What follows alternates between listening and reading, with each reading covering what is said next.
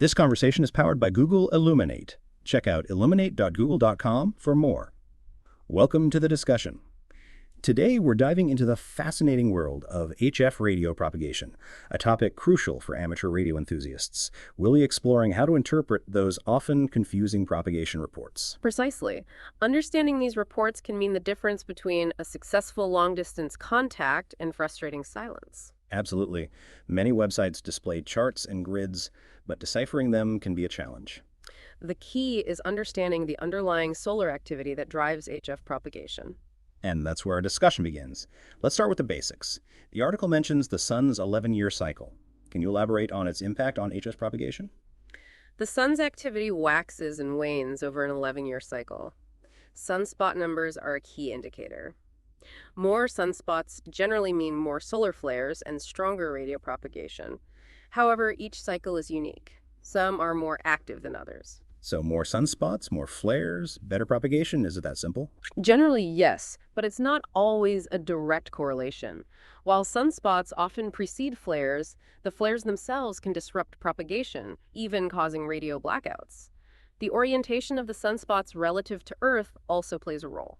Let's talk about specific indices. The article highlights the solar flux index, SFI, and sunspot number, SN. What do these tell us? The SFI measures the amount of solar radiation reaching Earth's atmosphere. Higher SFI values generally indicate better propagation, particularly on the higher HF bands, 10 meters to 20 meters. The SN is simply the count of visible sunspots. Again, higher numbers usually mean better propagation, but sustained high values are more impactful than single-day spikes. So a high SFI of, say, 150 is ideal? Yes, particularly for those with smaller HF setups. It opens up opportunities for long-distance contacts that might otherwise be impossible. But remember, these conditions can be fleeting. The article also discusses geomagnetic indices like A, AP, and KP. How do these relate to propagation? These indices reflect geomagnetic activity, essentially disturbances in Earth's magnetic field caused by solar activity. Lower A and AP indices generally mean better propagation, especially on higher bands. The K and KP indices are similar, but provide more localized information. High K and KP values above 8 indicate strong geomagnetic storms, which can severely disrupt propagation. So lower is better for these indices? Yes, for HF propagation. Lower values suggest calmer conditions, leading to better signal propagation. The article provides interpretation guidelines for these indices. How crucial is it to understand these ranges? It's very important.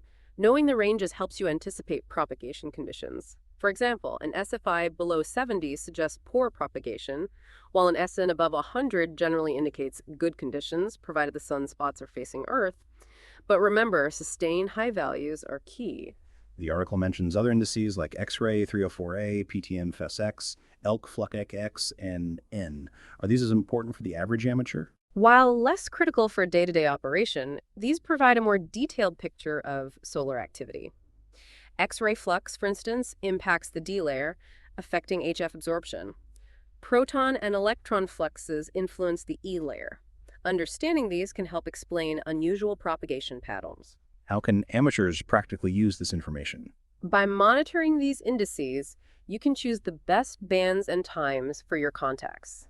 Websites and software tools provide real-time data and predictions.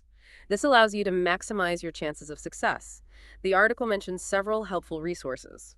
And what about those times when conditions are poor? Even during solar minimums, there are opportunities. Lower frequencies, 30 meters, 40 meters, etc., often perform better, and sunrise/sunset periods can provide enhanced propagation due to changes in the ionosphere. The article mentions exceptional propagation during the 2011 CQ Worldwide Contest. Can you share any personal experiences illustrating the impact of these indices? I've witnessed firsthand the dramatic difference between good and bad propagation conditions.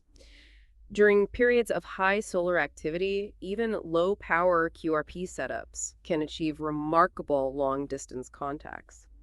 Conversely, during solar minimums, contacts can be challenging, even on lower frequencies. Beyond the reports, what role does personal observation play? It's crucial. By combining the reports with your own observations, you develop a deeper understanding of how propagation behaves in your specific location. This allows you to make more informed decisions about when and where to operate.